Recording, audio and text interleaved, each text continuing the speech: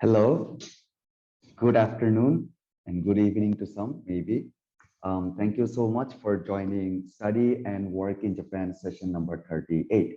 I am Takahashi Rei, and I will be your main facilitator for this session. Okay, so I am from the University of Tokyo, Bangladesh office, and today we have brought to you prestigious universities from Japan right in front of your screen. So I would request not to waste this opportunity and please to stay till the end. Can we have the agenda slide?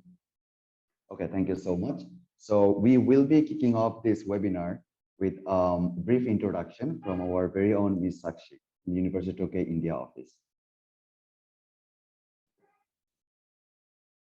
Thank you, Mr. Takahashi. I'll share my screen.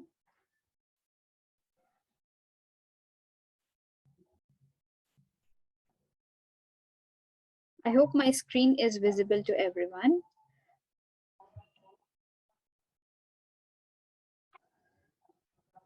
Good afternoon, everyone. Welcome to this webinar, Study and Work in Japan, session 38. My name is Sakshi Roy, and I'm the program assistant here with the University of Tokyo, India office.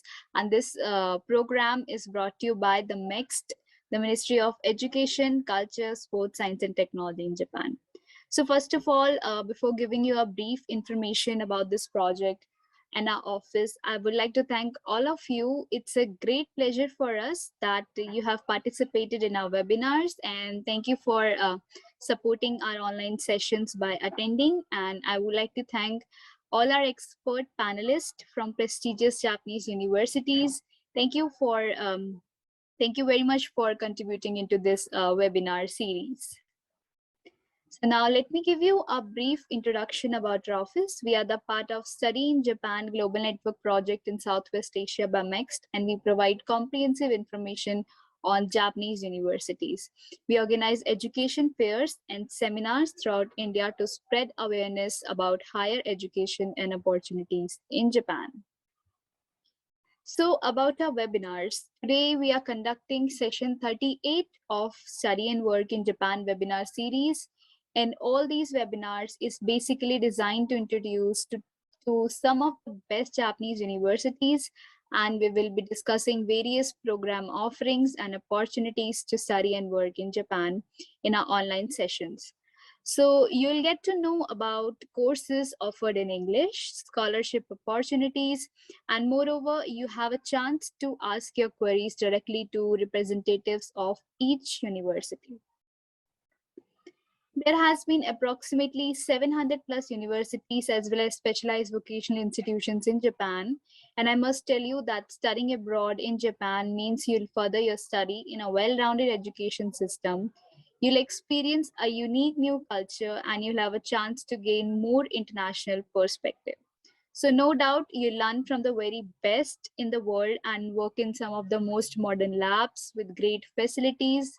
And you can also learn Japanese easily if you live in Japan, as some of the universities have preparatory Japanese language courses for international students who are already enrolled in their programs. All right, now I request all our attendees to please scan this QR code to register for our upcoming webinars. It's really a great opportunity for all of you to participate in our webinars. And also, I would like to inform all of our attendees that we are going to have two special webinars this month. Konnichiwa Pune tomorrow at 3 p.m. IST, and Northeast India towards higher education higher study in Japan on 30th November. So please register if you're interested to join these special webinars, and please feel free to pass this information to your colleagues, friends, and families who are interested to explore the opportunity to study in Japan. This is the email address of our office. In case if you have any question, please feel free to contact us. We would be very happy to assist you. Thank you very much for listening to me. I request all of you to please stay tuned with us till the end of the session, and please don't forget to register and join us tomorrow for Konnichiwa Pune at 3 p.m. IST. I ensure that this webinar will be profitable and the next few hours will be fruitful for every one of you. Thank you very much for paying attention. Please enjoy today's session. Thank you, Ms. Sakshi, for the wonderful presentation. Can we have the agenda slide back, please? So I would request all the attendees not to use the chat box. So there is a designated Q&A portal where you can ask the questions directly. Please use that one. And also, yes, we would like to hear how it is. Since this entire webinar is about studying in Japan, so we would like the insight, personal insight of someone who is already studying and living in Japan. So without further ado, I'd like to welcome Ms. Thakur from the University of Tokyo, India office, give her presentation. Thank you, Mr. Takahashi, for the introduction. Let me share my screen. Just a moment.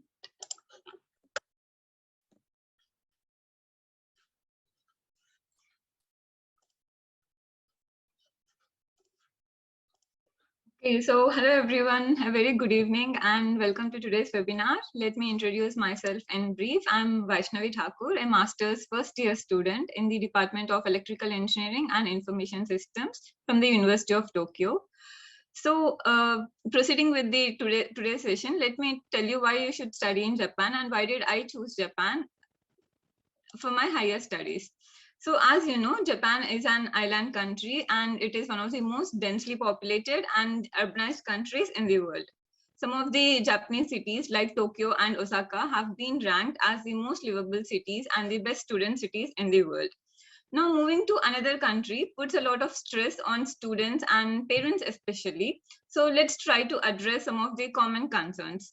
So one of them could be the public transportation. So how do we commute from university to the accommodation? So the public transportation is very safe and it's very easy to move wherever you are. And another concern can be about the food. So if you are a vegetarian or non-vegetarian, you need not worry about it because it is very simple to find all types of cuisines. We have different cuisines like Chinese, Italian, Indian, and Nepali. And also if you are a vegetarian, do not worry that you'll not be able to find food. I mean, there are many supermarkets where you can easily get the vegetarian food. And another concern can be about the health. So there is an excellent national health insurance policy, which covers almost around 70% of the medical expenses. So the remaining 30%, most of the universities cover them. So these are some of the common concerns regarding the studying in Japan. And let's further see about the education system in Japan. So universities in Japan are classified into three categories: public, private, and national universities. National universities are founded by the national government and public universities are run by the local public government bodies, and private universities, as you know, they're run by the private organizations. So one difference between education in Japan and in India is, in India, we have the admission process is through centralized exams like JEE, NEET, and GATE. But here, the education in Japan, the admission process lies with the universities. So you need to contact the universities first in order to get an admission here. And another popular misconception about studying in Japan is the language of instruction. So are the courses in Japanese or can I study in English? So you need not worry about it, because when we look at the undergraduate courses, we have around 90 courses in 40 universities. And for the graduate, including both master's and doctoral programs, we have around 160 courses in 51 universities. All these courses are offered in English. So it's not a compulsion that you need to know Japanese language to study here. And this is about the education system in Japan. And I need not specially mention about the infrastructure, because the infrastructure is top notch. It has got various elements like library, research labs, student lounges, and sport facilities. And university dorms provide a peaceful and well-balanced lifestyle for the students. So this is about the education system and the infrastructure in Japan. And let's look into the admission process into the universities. So in general, the admission for the bachelor's program is through entrance exam, and also through some universities ask for the SOPs and essays. And for the graduate programs, the first step is you have to contact your professor, like find out, discuss with him about your research proposal. And once he accepts, then you can apply for the universities and then follow the university admission flow. And these are the general process in which students can gain admission into these universities. But there are also several other ways through which students can come here and study, and these webinars try to cover some of them. Now, we see that from India, most of the students choose Western countries over Eastern side like Japan to study for their higher education. So now when we look at some statistics, so let's see at the let's consider US. When we look at the tuition fees, we can see that the tuition fees are way higher than compared to Japan, even though the living expenses are almost equal. One advantage students have in coming here for studying is the scholarships. There are n number of scholarships you can take advantage of, like some of the popular ones including mixed, JASO, and local government, and there are also many university and private scholarships. So it is really very beneficial for the students to take advantage of the scholarships besides the low tuition fees. Let's look into the job opportunities in Japan. So what happens once you graduate? Will you be able to find a job easily? So you can, once you graduate, you can target international Japanese companies or traditional Japanese companies and the other global companies which operate in Japan. So the average salary once a student earns once he graduates is around 3.9 million yen, and the unemployment rate, as you all know, that Japan is has one of the lowest unemployment rates in the G7 countries. It is around 2.4%. And another common concern students might have is about the visa process. So we have a popular opinion that when we consider United States and other countries, the visa process is very cumbersome and it's very difficult to get a working visa. So, but once a student graduates here from Japan, you can easily convert your student visa to working visa, and the process is very easy, and you can right away start working once you graduate. So this is about this education and job opportunities in Japan. So I'm sorry. So once we are done with this, so let me, this is how my weekends in Japan are. After the weekdays hustle with research work, you can take out some time for yourself by pursuing various hobbies. Like if you're an outdoor person or a foodie, Japan is not going to disappoint you. It doesn't matter how much I say Japan is great, there is this in Japan, so it doesn't matter unless you come and experience here. So look into it seriously and find out what all options you have here. So, and then you will come to know like what Japan is. So yeah, I hope I could meet some of you in future here, and all the very best for your higher studies.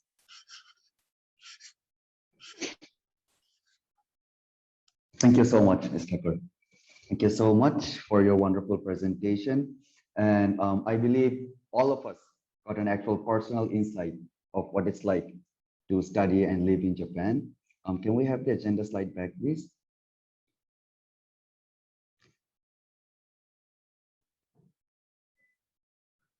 Okay, thank you so much. So basically, we will be moving forward with our webinar. And today we have Soka University. Before passing the floor, I would like to briefly introduce them. Soka University is one of the most prestigious university and is based in Tokyo. And as a Japanese, as a half Japanese, when I hear Soka University, automatically two things come to my mind. First of all, it's one of the top global universities in Japan. And also, the second thing that comes to my mind is they're very known and they're very famous for their humanitarian act and also for being humanitarian. So as a Japanese, I'm currently living in Bangladesh, but still, when I hear the university's name, I kind of think that, okay, you're getting a global standard education, Japanese standard education in a very global environment, in a university which is known for the humanitarian. causes. So basically, you will be getting a very affordable tuition fee as well. So without further ado, I would like to request Mr. Asai from Soka University in the International Affairs Office to give a detailed presentation. Thank you for introducing us. Let me share the screen. Okay, good. Yes, it's visible. Thank you. Good evening, everyone. Welcome to the session of Soka University, Japan. And thank you very much for your participation. My name is Hiroya Asai, and I'm a staff of the International Affairs Office of Soka University. Today, I would like to introduce you Soka University. However, before we start our session, I would like to show one short video about our university.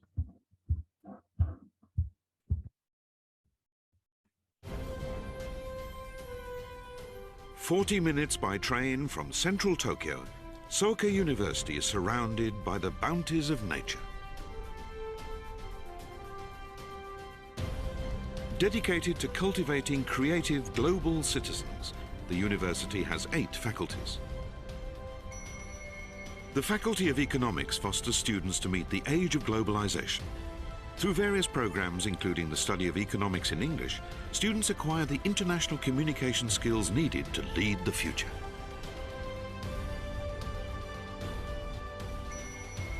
The Faculty of Business Administration aims to foster specialists rich in humanity who can be active on the world stage.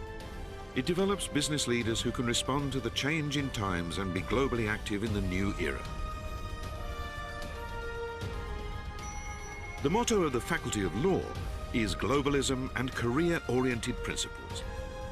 Responding to the current focus on globalization, the courses prepare students for careers in the legal profession, the diplomatic service, the civil service, and the private sector.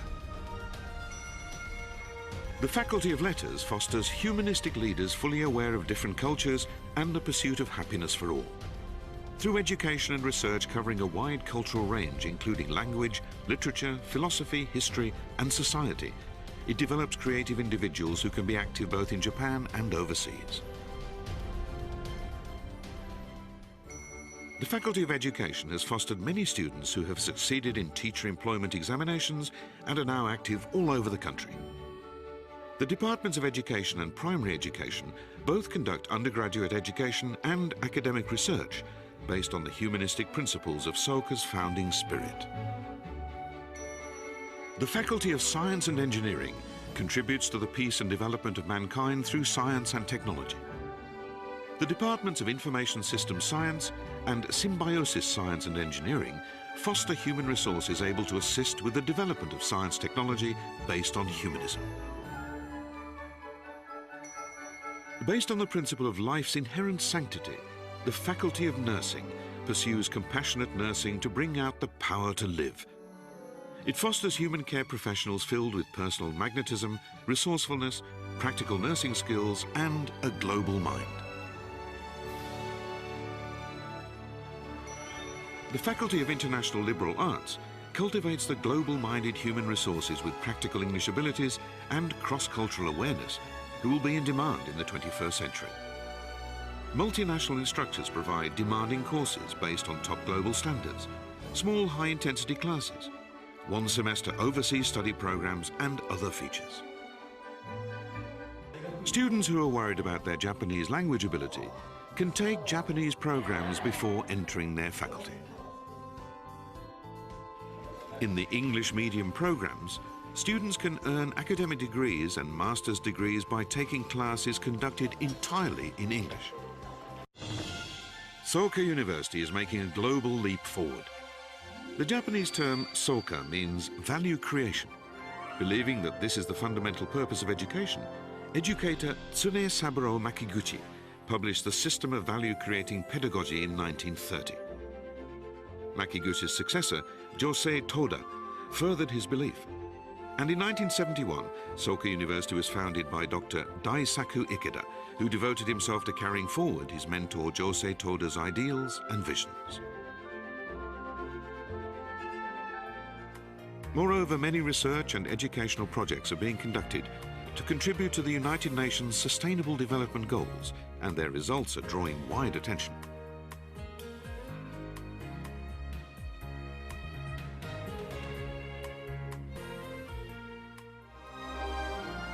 study the world and learn the world in order to work for global peace and happiness. Even though the path may be uncertain, never stop moving forward. Soka University, a global hub for humanistic education. Discover your potential.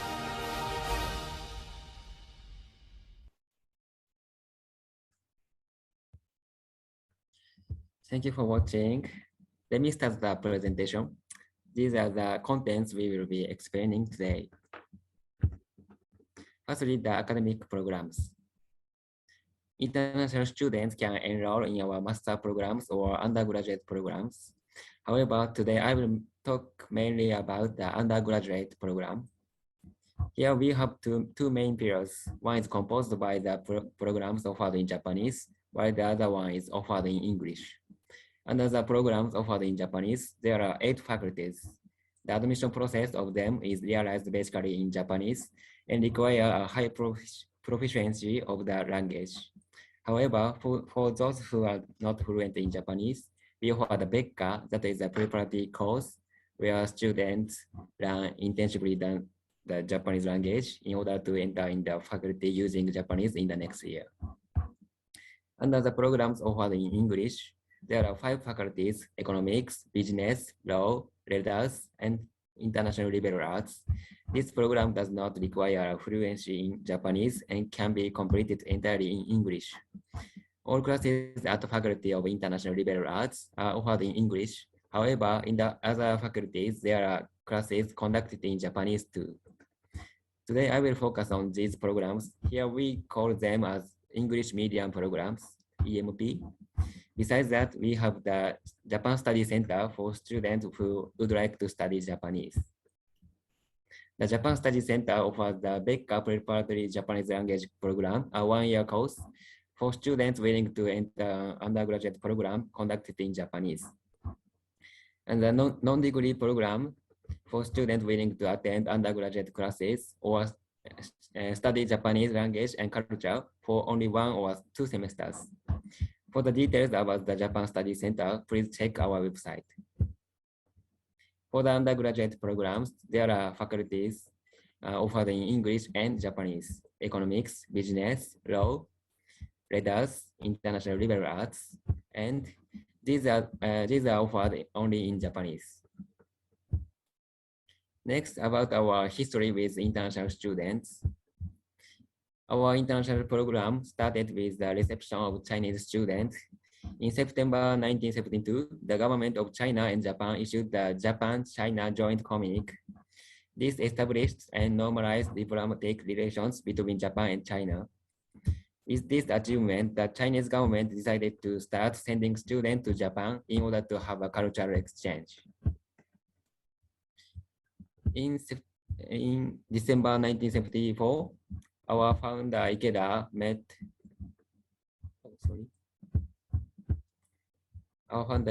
with Zhou Enlai, the then Premier of China, and had dialogues on how best to foster the youth in the both countries.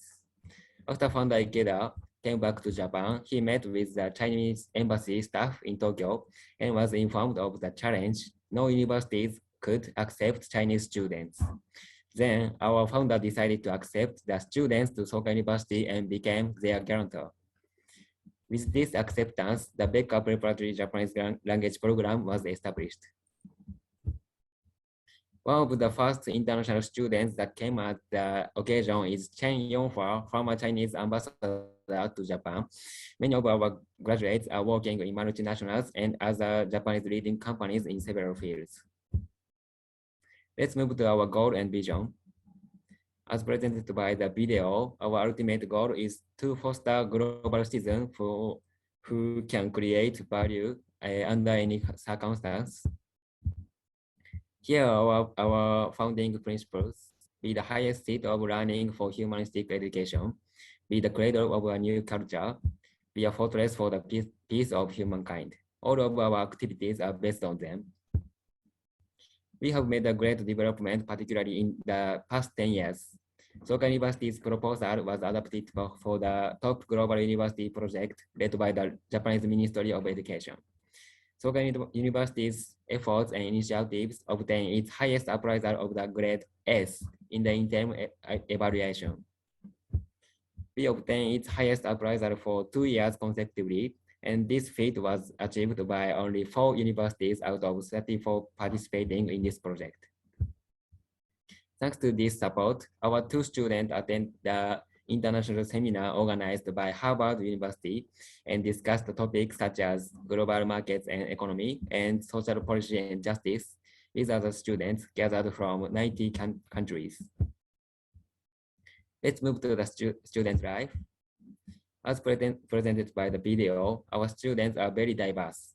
This is our top 11 ranking for international student countries. So we have students from China, India, Brazil, United States, Africa, and Europe as well. Approximately 670 students from 62 countries and regions. We also provide support for international exchange programs. Since our establishment, the number of partnerships with universities abroad has increased drastically. And today we have 225 partners from 62 countries and territories.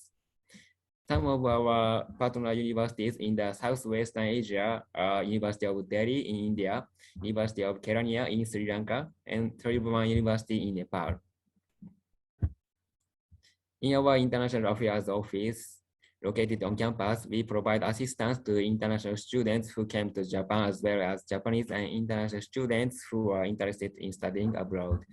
We organize events and tours for international students, such as Welcome Party, Yamanashi Tour, Disneyland Tour, and the Hakone Ekiden Race Tour. And for career support, we also provide individual career counseling sessions at our career center. We provide a complete support system to students where our alumni also collaborate to the current student job hunting activities. Here you can check some of the companies where international students have entered. About the living environment, international students can stay at our dormitory for 1 year, and their fees cost around 300,000 to 380,000 yen per year. We have 4 female dormitories and 2 male dormitories available for international students. In this slide, we show some pictures of one of our male on-campus dormitory, Takayama International Dormitory. And these are some features of one of our female on-campus dormitory, Manyo Dormitory. Let's move to applications, tuition, and financial aid. The English medium programs are focused on students willing to obtain the degree in English. Applicants must have English score of 61 or above in TOEFL IBT or 5.5 or above in IELTS academic module. In this program, there are 5 faculties, and this program does not require a fluency in Japanese and can be completed entirely in English. EMP starts in September. However, please note that the entrance only for the Faculty of International Liberal Arts is also available in April through another admission exam. So if you are interested, please ask us in the Q&A session. These are the documents to be submitted. The standardized examination is a national exam taken in order to enter university in your country.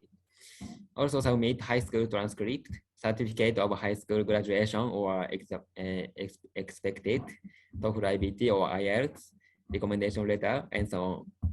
For the details about the required documents, please refer to our application guideline.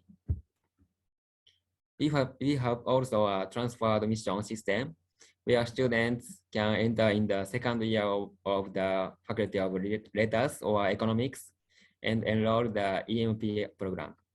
Since we have a limited time today, we will not enter in its details. So if you are interested in this admission type, please check our website. Here, I'd like to explain briefly the financial aid system of our university. The first one is the tuition fee waiver scholarship. According to the annual income of the student, the exemption ratio can be 100%, 50%, 25%, or 0%. If you are planning to pick up preparatory Japanese language program and your annual annual income is under 10 million yen, 50% of the tuition will be waived. In case it's above 10 million yen, there's no waiver. This tuition waiver will be valid for 1 year, so the student needs to apply for the exemption in each year. This is the tuition and fees for these faculties. Regarding the admission fee, everyone has to pay for the full fee. For the registration fee, it's the same. Everyone has to pay for the full fee.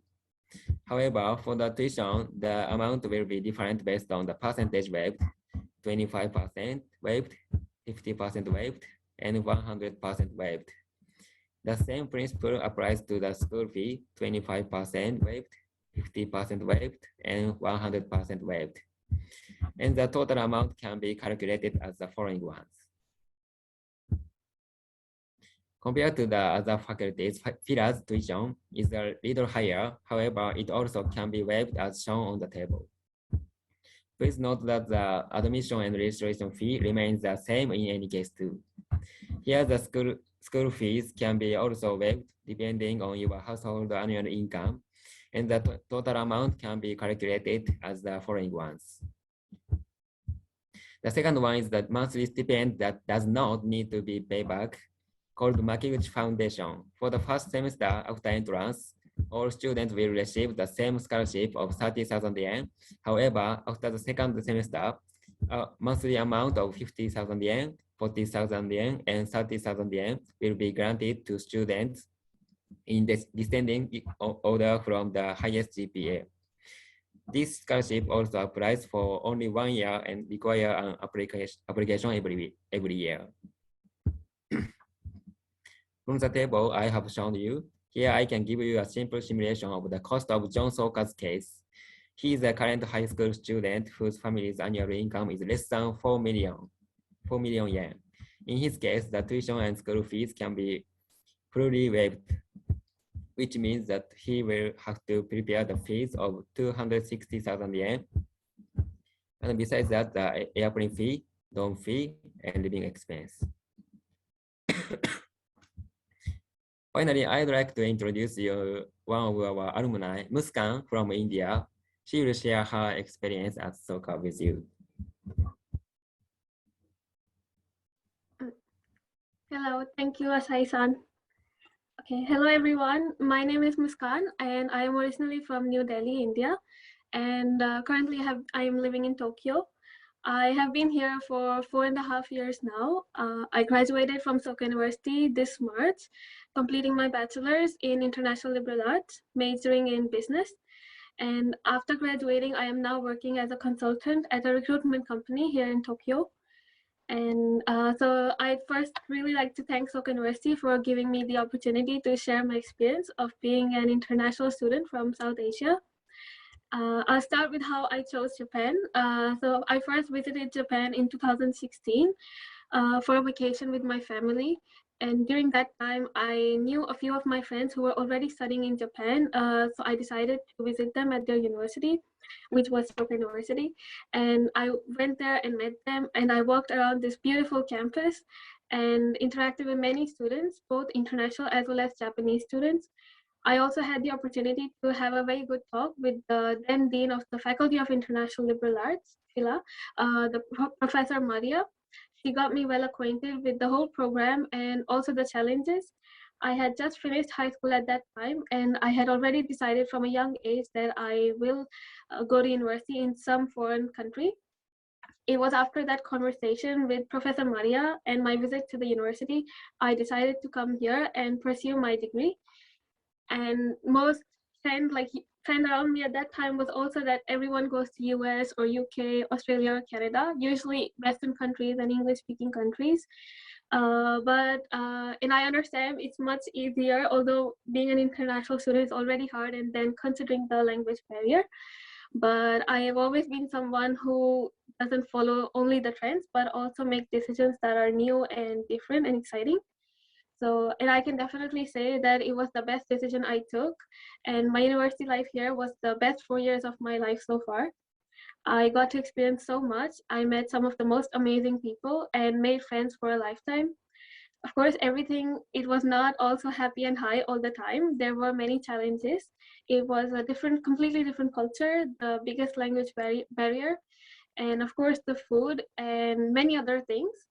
I was also initially a very shy person and I didn't make much friends, but the environment at the university is so welcoming. Everyone was so respectful, friendly, and open-minded.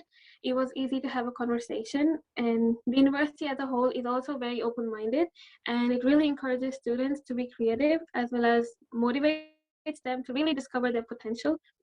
There's also an international student cafe, which was formed for and by the international students to really come together, understand and support one another, and celebrate our diverse cultures.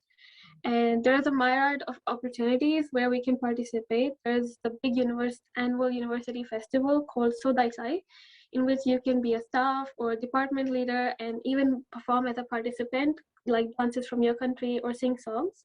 And there are many other cultural events around the year. As for the studying part, so I did the program Faculty of International Liberal Arts, in short FILA. It is a very broad program. We studied a variety of subjects ranging from history and culture to business and economics and international relations as well as politics. We study about all of these fields and for the first 2 years, and then we move on later in our third years to choosing our majors, and then we start working either on our junior paper or thesis in that particular field. So the classes are also really fun and the professors are really, really helpful and really make sure that you understand and always open to questions. And like you can anyway go and meet them in their office hours and go over any questions that you have. But there's also a ton of assignments. And what I can say is that after this program, because of the diverse knowledge that we gain, there's this whole world of fields that we can get into. I know some of my friends who got into data science, and some of my friends, one of my friends is a program manager. I am into recruitment consultancy. So there's like many fields that we can get into. And what I want to say is that there's not, although there may seem that there's no particular specialization, but it does prepare you for a whole lot more. And as someone who was really unsure after high school what I wanted to do in life, I found the subjects and fields that I liked, and I was able to start to build my path towards that. And as for my future plan, I continue to work in Japan for a few more years and develop more skills and build my way to get into the market research and strategy field. In the meanwhile, I will also be figuring out plans for my master's. And I would just like to thank all of you for listening to me so patiently. And I hope my experience could have brought you some insights about life in Japan as an international student. Thank you. Thank you, Muskan.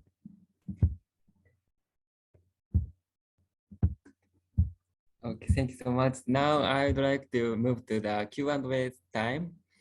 If you have any question to our staff or Muskan, please feel free to write us the message in the chat.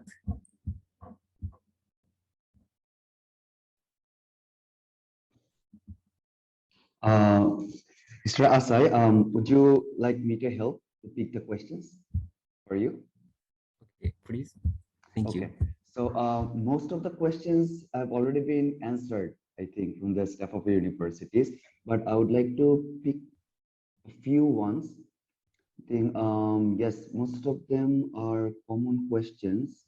Okay, so I think there were more than two questions, which were something on the line of, is GRE or IELTS necessary for admission to the university?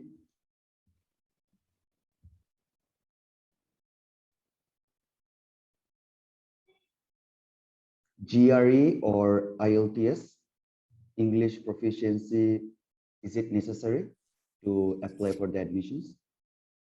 Okay, so actually just let me support also Mr. Asai about this topic. So actually for the undergraduate programs, it is necessary to submit also an English proficiency test.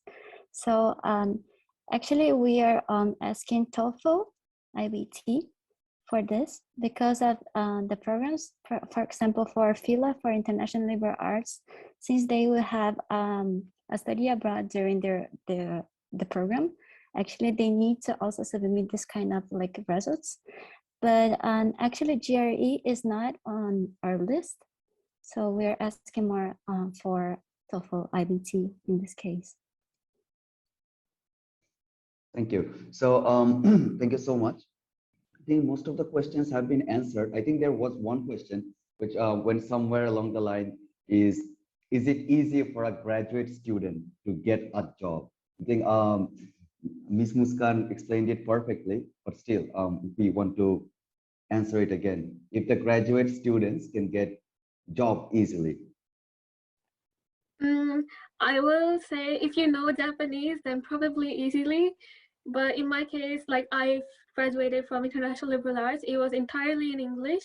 And of course, living here, I did catch up on Japanese, but my level is not so proficient. I'm still around N3. So we do have that struggle, but there's definitely more opportunities as well. It's not like you cannot get job. There's like English teaching definitely, and there are also fields like recruitment consultancy that I'm in right now. Also, they are sometimes like a lot of times also okay. There's not high requirements of Japanese. So yeah, I think that's all I can say. I hope that answers. Yes, thank you. Thank you so much. There was another question. Yes, so contact details of the university. I think it has already been given. It's already been given. Yes, it's already been answered. Yes, so thank you so much. There were a lot of questions, but most of them have already been answered. Yes. Just one last question, sorry. Since you discussed about the Chinese-Japanese relationship, if an international student who's studying in China wants to transfer his or her grades to a university in order to graduate in a Japanese university, is it possible to do so? If any one of you could take the question. Okay, so actually it is possible. So we have also a transfer admissions. So for talking about EMP, the English medium programs, so they can be completely completed entire in English.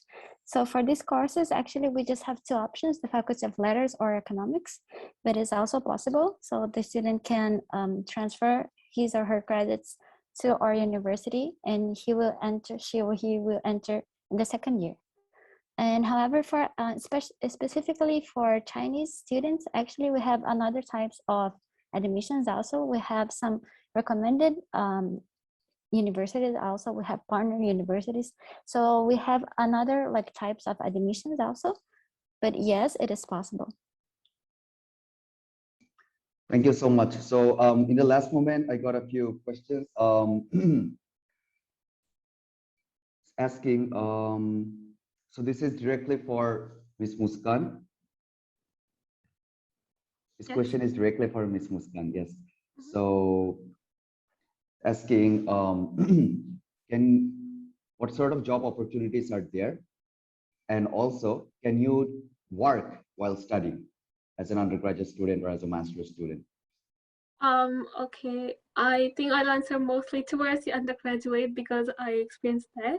But job opportunities, you mean, like, of course, we can work part-time as a university student, but not as a full-time. But there's also internship opportunities in Japan that we can do during our bachelor's degree. And what was the first one? Like job opportunities after graduation? So definitely there are opportunities, and it just probably also depends what fields you're interested in. Currently, like there are many opportunities that I see is into the IT field, which may also help to in the field, like if you're not so proficient in Japanese, but you're interested in IT or engineering, then definitely there are tons of opportunities there. But if you have Japanese proficiency, then I think the opportunities may triple. That's all I can say. Yeah. Okay. Thank you so much. So also there were 3 questions like, are there any master's course available? As it is not mentioned in the link. Actually, today we are talking more about the undergraduate programs. So I've just shared a link for the graduate schools also. And here in our screen, we have also the contact list for the graduate schools also. For humanities, we have economics and also letters or PC studies. And for sciences, we have science and engineering. So unfortunately, today we don't have time enough to talk about this part, but if you're interested in like studying graduate school here in Soka University, please contact us or just refer to the links that we have shared. Thank you. Thank you so much. Let's take one last questions. So to all the attendees, we are getting questions every second. So even if we move on to another university, the question answer portal will still be open. So you will be getting your questions answered from the university. So we are taking one last question. It's a very specific question. How many seats are there for international students at Soka University?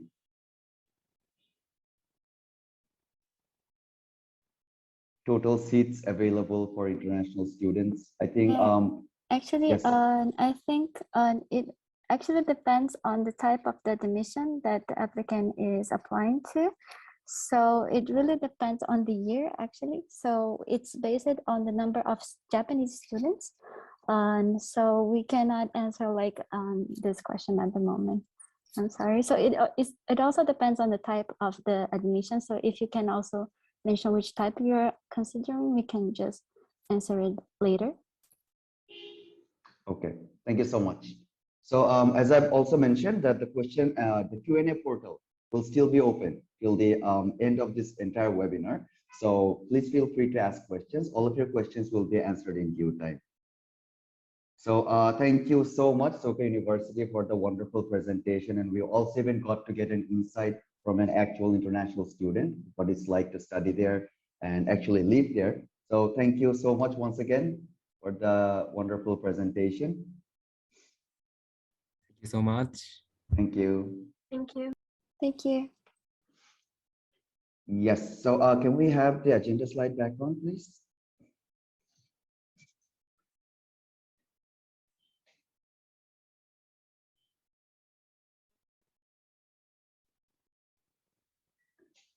Yes, thank you so much. So that was Soka University, and we had a very detailed presentation from them. And feel free to ask questions. And now we will be moving to University of Scuba. So before I pass the floor, it is one of the most prestigious universities in Japan and also in the entire world as well. And we will be hearing about University of Tsukuba from the University of Tsukuba themselves, but I would like to just briefly introduce that Scuba, as a Japanese, when I hear Scuba, automatically I feel like it's a city. I don't feel like it exactly is a city of science and technology. So Japan is very famous for its science, technology, and research. So just imagine what if Japan wanted to build a city of its own, where it will be a hub for science and technology. That exactly is what Scuba is. So it would be one of the best places to study in the entire world if you are into science, if you're into technology, if you're into research. So I cannot do justice about the explanation introduction. So I would pass the floor to Mr. Mahdi Katsumata, who would be explaining in detail about the university. Hello, Mr. Takahashi. Thank you very much for your very kind introduction, and I hope to do justice to your wonderful introduction. And so thank you for passing me the floor. And now I will begin the presentation. My name is Mahdi Katsumata Shah, and I represent the University of Scuba. And as Mr. Takahashi has just kindly mentioned, it is the name of a city. And it is a science city. And I'm going to now share the screen. But before I do that, I just want to add, or I want to say that I'm going to talk about both undergraduate and graduate programs. And so please stay until the very end of the talk and listen to the both aspects of what I have to say. regarding University of Scuba. So this is for both for undergraduate and graduate, meaning high school and university students or university graduates. So please go ahead, please sit tight and take notes if necessary. My name is Mari, and I work for the University of Scuba. And here, this is the, this is the introduction to University of Scuba. And here, I am going to, as Mr. Takashi earlier mentioned, continue talking about Scuba City as a very unique place in Japan, in the sense that half of the R&D budget spent by the government is or allocated by the government is spent in this city. And the reason is that if you look at this map here, it's not very, it's hard to see because probably words are small on your screens, but all these are very famous research institutes. Like, for example, ICE is the Advanced Industrial Science and Technology Institute. There's a JAXA, which is the space agency. There's NIMS, which is the material sciences agency, where they do cutting edge research on nanotechnology and so on and so forth. So there are, and there's also RIKEN, which is also like a top government run agency. So here we have a variety of research institutes, 30 national research institutes, and also 200 private ones. So they're all situated in this city. This city was kind of allocated, or rather, it was they asked around in the late 1960s for towns and cities to raise their hands if they wanted to become a science city. Five of them raised their hands, and out of which Tsukuba won that competition. So also, University of Tsukuba moved from Tokyo, from a place in Tokyo, to Tsukuba and became Tsukuba University. So I'll explain that a little bit later. In terms of location, it is only about 45 minutes by train from Akihabara Station, which is on the eastern side of Tokyo. And so you can easily go. So it's basically located like northeast of Tokyo, and it's about 60 minutes away from the international airport by bus. So you can you can travel to Tokyo, and then from Tokyo you can go anywhere in Japan, or you can go to Narita. You can go anywhere in the world. So in that sense, I think it's in a good location. Also, quite simply, it's a great place to have a walk. It's a great place to have a jog. I run there a lot. Here you see, it's very, again, hard to see, but there's a rocket here. There's actually a park. And so I run like 5 kilometers around here a few times a week. Sorry, giving you too much information here, but I'm trying to illustrate how it's really so nice. It's near a twin peaks called Mount Scuba, and so you can take the bus and you can go to the mountain here, and you can hike up there, or you can take the ropeway and the cable car, and you can then look down from above. So it's really nice. And here, as I explained to you earlier before, it is both, it moved from Tokyo, and it was founded as the higher normal school. Basically, normal means that, rather it's from the French, normale.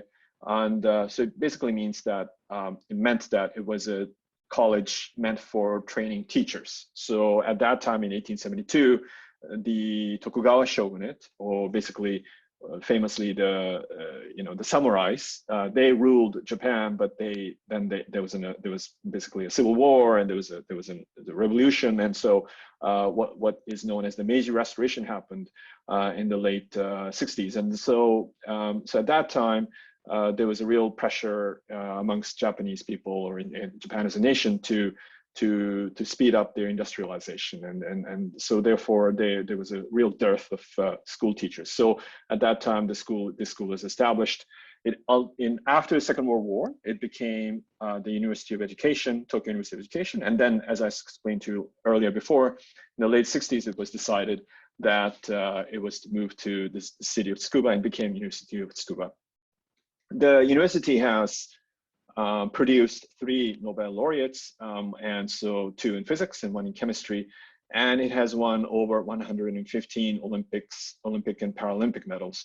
Actually, the count is much higher now because our students or our students or our graduates won 8 medals in the Tokyo Olympic games that were held recently. So we're pretty strong in science and tech, and also in sport, but also in the arts, also in the social sciences and humanities. So it's a real comprehensive university. University is, the philosophy is to be open to the world. And so this gentleman here, his name was Dr. Jigoro Kano. And so he was, he's a man who invented the sport of judo. So here we have, this sport, which looks very ancient and all, and it looks, it looks like it has existed forever. Actually, that's not the case. It's actually a modern sport invented quite recently. And so it's all thanks to him. He was doing research on how to defend himself without using any weapons. And he was small, yet full of vitality. And he wanted to know how best to defend himself. And he came up with judo, and then he came up with a philosophy. So judo actually means, it also means that it's a path. So many judo enthusiasts, they often come to Scuba because that's where that's where his spirit lies. There's also the famous judo school in Tokyo. So anyway. He was the first IOC member from Asia. IOC stands for the International Olympic Committee. So, back in the day, about, let's say, 100 years ago or so, the IOC was all about, there were no Asian people in there. So he was the first one he was the first Asian guy to be in IOC, and also he wanted the Olympics to be held in Asia, in Japan. And so it couldn't be done during his lifetime, but thanks to him, Japan was able to do it twice. He welcomed and trained more than 7,000 international students. So he was the first one to make Japan a study abroad destination, I think. So his DNA is with us. And so we always try very hard to to welcome as many international students as possible. We have one of the highest rates of international students in Japan. So we have about 17,000 students, and out of which about more than 2,000 students are from abroad, representing 112 countries and regions. And India is of course one of them, and South Asia, and the main countries from students from South Asia have or are studying in Scuba. So this is the central area. This is where we often gather for lunch or for just for sitting out on the lawn. So it's basically the central center of the campus. It's called Ishi no Hiroba, which basically means the stone opening or stone piazza. Okay. It's a top 10 Japanese university. It offers degree programs for international students, of course. Just to provide context, we are around here. And so we are, ranked highly in academics, but also ranked highly in SDGs. So we are ranked first in SDGs 11 and 17, 15. So it's a reflection of, how of our the way we think, the way we try to govern our students and faculty. We want to make sure that everybody is contributing something to the SDGs. So there's an interdisciplinary approach that is abound. I will illustrate that concept using the example of HAL. HAL is HAL, which is depicted bottom right. You see this guy striking a pose, wearing a robotic suit, and so this is not it's not a weapon. It's not used for flying, or it's not used for shooting lasers, just like in one of those Marvel comics. It's actually used for to lift heavy things, but also to help people who are paraplegic or who have suffered spinal cord disease or damage. So people, patients relearn how to walk, recover more quickly than conventional methods thanks to this. So it's a robotic suit. It talks to a data processing unit, basically a computer, and it comes up with a optimal level of movement for the patient. So it's an example of a cross-disciplinary approach between information sciences and robotics, and also the healthcare industry, so basically social sciences and management. So we have 2 or 3 different disciplines and researchers from these different disciplines interacting with each other to produce this one product and service. So I'm not saying that this is a robotics university. I'm saying that this is an example of what's possible at Scuba. There's so many things happening here that I cannot explain here in these 20 or 30 minutes. Anyway, there are a wide variety of programs. I mentioned earlier that not only do we cover science and tech, but also we cover the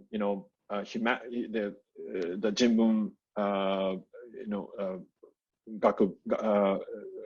Gakugun, which basically means that we study the humanities. We also study sports. There's also the Geiji Semongaku, which is the art school, which is also very accomplished. So we have, we cover everything, and that's very rare in Japan because most Japanese universities are sort of focused on 1 or 2 or 3 areas, and we focus on like 8 or 9. So not everything is taught in Japanese, in English, but many things are taught in English. So there are 40+ degree programs. Or about 2,800 plus classes taught in English. And so now here I'm going to talk about undergraduate programs. And so graduate people who are looking for graduate schools, please wait for a few minutes and just listen.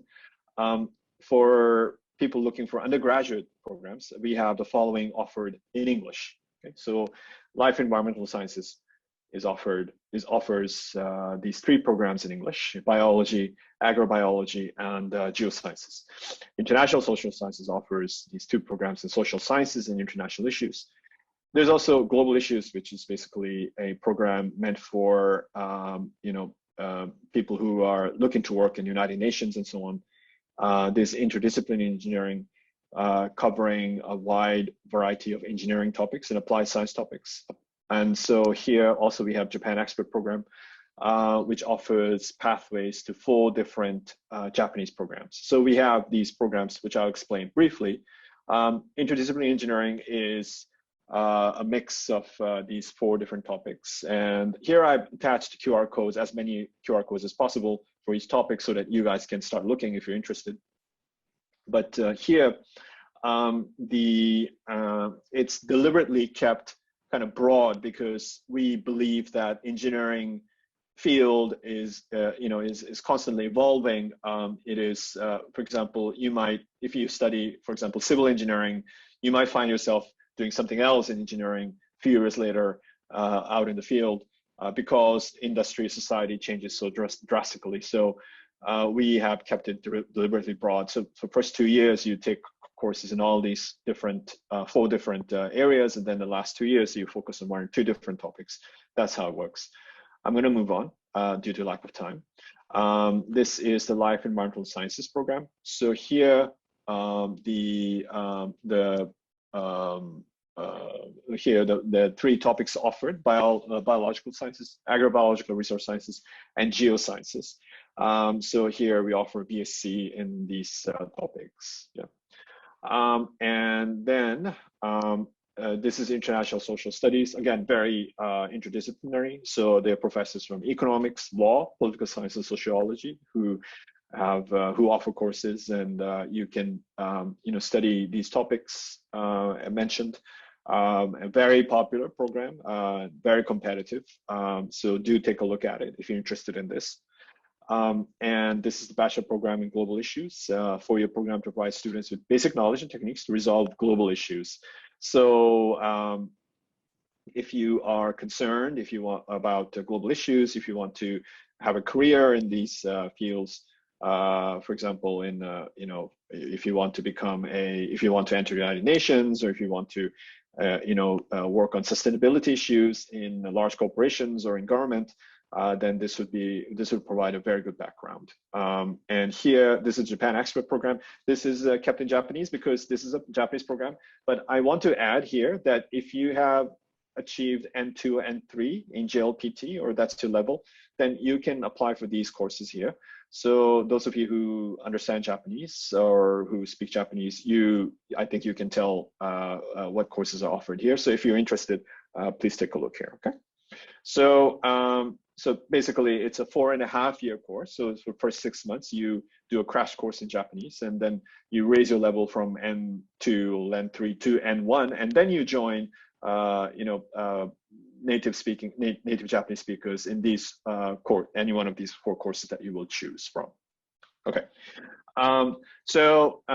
Generally speaking, this is actually now is the application period, and then here, so it will close on December 17th, I think, and the first stage screening will take place in January, and the second stage screening is an online interview using Zoom or something like that, and then there is the results, and then you will arrive on campus in September of 22. So that's the flow. And so if you want to take a look further, please snap away and go to this website here.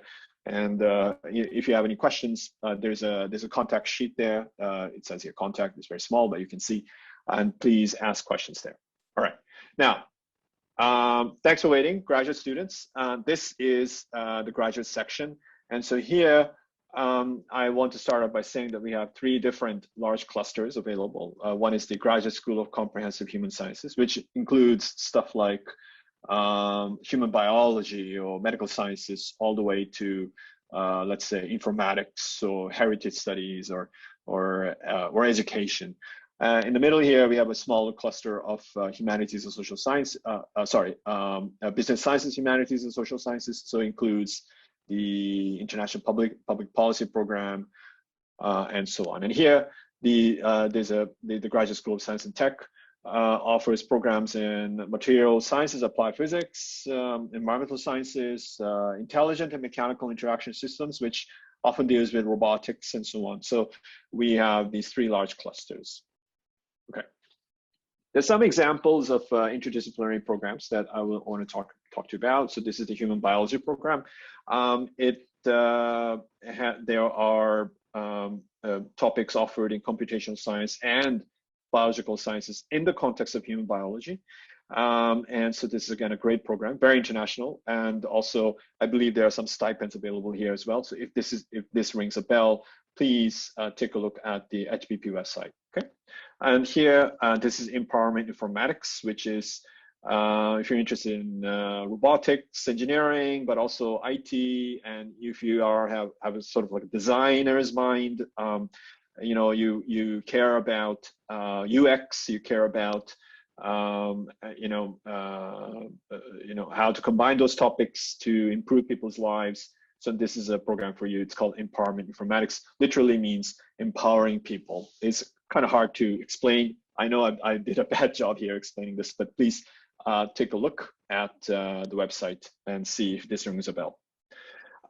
If you want to go into drug discovery, if you want to stop the next pandemic from happening through drugs, then this is a good place to start.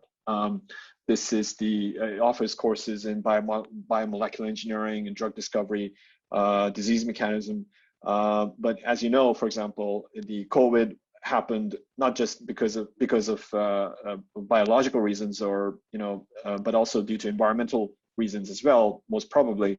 So it looks at environmental management, also looks at food innovation issues. So this is called the life science innovation. Please check it out if this rings a bell. Humanics. In this program, you will be tutored by a physical sciences professor and also by a medical sciences professor. And so, for example, here are some examples of master's and PhD theses here, a cross between orthopedics and cybernetics. Here, take a look at this section here, visual neuroscience and art techniques.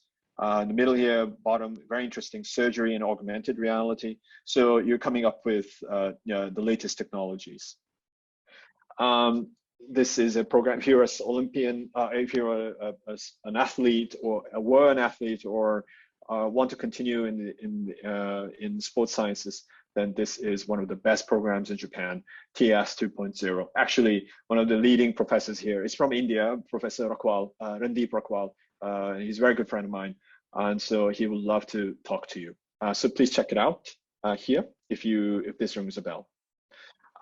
Heritage Sciences is exactly that. It comes up with it trains human resources for protecting all these heritage sites, which are constantly under threat due to environment, due to war, due to you know, all kinds of factors. So so this faculty, the faculty involved in this program come from all different kinds of fields, such as chemistry, such as environmental sciences, such as economics, and so on. So you will get the, you know, best possible exposure.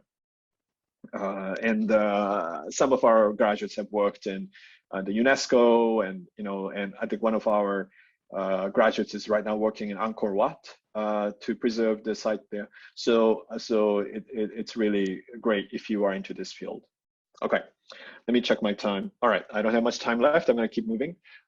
Here, I want to talk to you a little bit about how to apply for graduate schools. And this is really important for, I think, for most graduate schools in Japan, at least in public universities. Ours is a public university. And I think that this policy applies to public universities, but also, you know, universities like private universities as well, is that you need to have a you know, an advisor.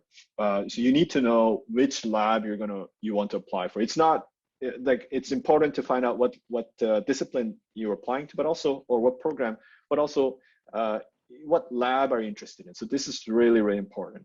You need to approach the research works of the advisor thoroughly before contacting them. So let me say this again. Contact your prospective advisor, obtain consent to be a supervisor, and consult your research plan in advance. So this is really important.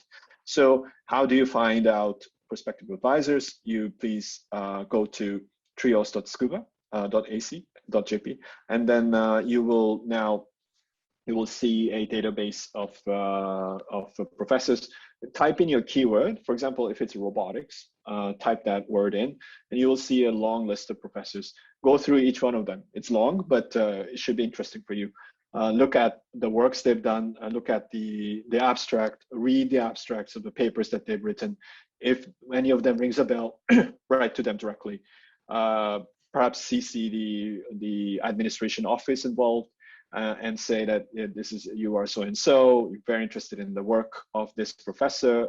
Please consider having me as a student. So that kind of, you know, approach becomes really necessary in Japan. This is very different from applying to a school in the UK or US or Australia, Canada. So this is kind of like a very unique Japanese feature. You apprentice under a professor. You not only study with a professor, you apprentice under him or her or them. So the rest is not so difficult. It's a very straightforward flow. Each program or each school has its own, you know, policies and so on. So TOEFL, TOEIC would be needed depending on. So just check out each program. I won't be able to tell what each program requires. You'll have to check it by yourself. But do check. Bottom line is that please check the website. So this is the yeah, and the rest is also should be in the PDF of the admission policy put up by the program. Now, this goes out to all students, high school and university students out there listening, that the academic advisors, personal tutor would be assigned to. There's English speaking staff, there's English counseling, there's medical services, there's a annual free health check. And for example, all our students have been vaccinated. I myself got vaccinated from COVID like in September and October, of course, free of charge. All, you know, taken care of by the university. So, you know, once you become a Scuba student, they will take care of your health as well, of course. and I think that you picked up from the previous wonderful presentation by Soka University, but that, you know, it really helps to know Japanese, especially when you want to get a job in Japan. So there is a good applied linguistics department in Scuba, and so you can study Japanese there, and you can brush up your Japanese if you know some Japanese already. So this becomes really necessary, important. Housing options are there. It goes somewhere between $150 to $400 per month. The one on the left is about $310. It's called Global Village. It's a really nice, cool place that I highly recommend. There is food courts, there's halal food cafeterias, there's cafes, there's supermarkets and all.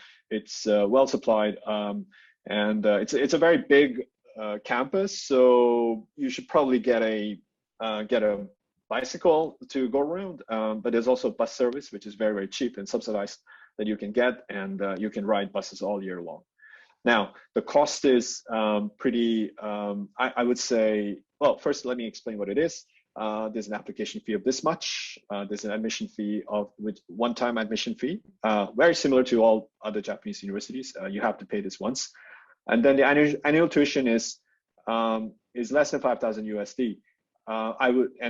It's really cheap or reasonable compared to most American and UK, Australian, Canadian universities, but also reasonable compared to other many Japanese universities as well. It's because it's public university, it's subsidized by the government. The accommodation is, as I explained earlier, is about $310. So monthly cost of living would be about $800. So I think that if you have this much, money, then you will be able to live quite comfortably. So there are some scholarships. So there's a JASO scholarship, which is a government scholarship. There's corporate scholarships, but also like tuition waivers of 30%, 50%, 100%. So the tuition explained here, or mentioned here, will be waived by 30% or 50%, 100% based on your situation and your family situation. So it's possible to work up to 20 hours per week. But you should have some funds available. It's not possible to pay for school just by working, because it's one of the best universities in Japan and one of the best universities in the world. Work is very demanding here, so you need to be ready. Want more extra information? Please use the QR code here and check it out. Yeah. So this is the admissions page, and so this is for undergraduate and graduate. Explains both. It's a little bit complicated, actually, to be honest. So please bear with us and try your best. So for undergraduate students, it's like this, and graduate students are right here. And for graduate students, I would say that you need to find an advisor. So this is really important. Okay, so I am going to stop here, and here we go. Now, thanks very much for listening. Let me now open the floor for questions. Mr. Takashi, if you can help me with that, I would greatly appreciate it. Yes, thank you so much for the wonderful presentation. And I think 80% of all the questions have been answered by the presentation itself. Okay. If you'd like to go one by one, there are very Sure. specific questions about if that is available for masters or not. Like, for example, psychology in English, is it available? No. I don't think so. It's available in Japanese. So this is something that I should tell you frankly. No. Okay. So bachelor's in medicine. Bachelor's in medicine, no. As a transfer student from the third year, you can enter in medical sciences. But if the student is looking to become a doctor, I think the answer is no. And also the answer is no for most universities in Japan. If you don't speak Japanese, you cannot become a doctor in Japan. Okay, so 5 questions summarized into one: data science and robotics for undergrad and for masters. Is it available? Sure. For undergrad, data science and robotics are not available as such. You should go into interdisciplinary engineering that I explained before. So there, they will offer courses in data, in programming, in robotics. They'll explain the basics of robotics and all. So that'll be a good program. But if you speak Japanese, if you have native level Japanese, then there are programs available in information sciences and robotics. You study with other Japanese people, but I'm assuming that most people in this audience today don't speak Japanese. So I would say apply for the interdisciplinary engineering program for undergraduate students. For graduate students, the options are much wider, broader. Yes, it's available in information sciences. Yes, robotics is available for graduate students in English. Yeah. Thank you so much. Funded research internship prospects in the University of Scuba. Low. It's very low. It's such a thing as internships. I know that internships are very big in South Asia and India. And I'll be very honest with you, it's not that strong yet in Japan in general. And funded internships is hard. There is a thing called research student, where you still have to pay a very small tuition fee, like $300 per semester or something, and then you apprentice again under a professor, and then but it's not funded. You still have to pay a little bit of money. But students find funded projects and PhD programs through that small window. So I know of that.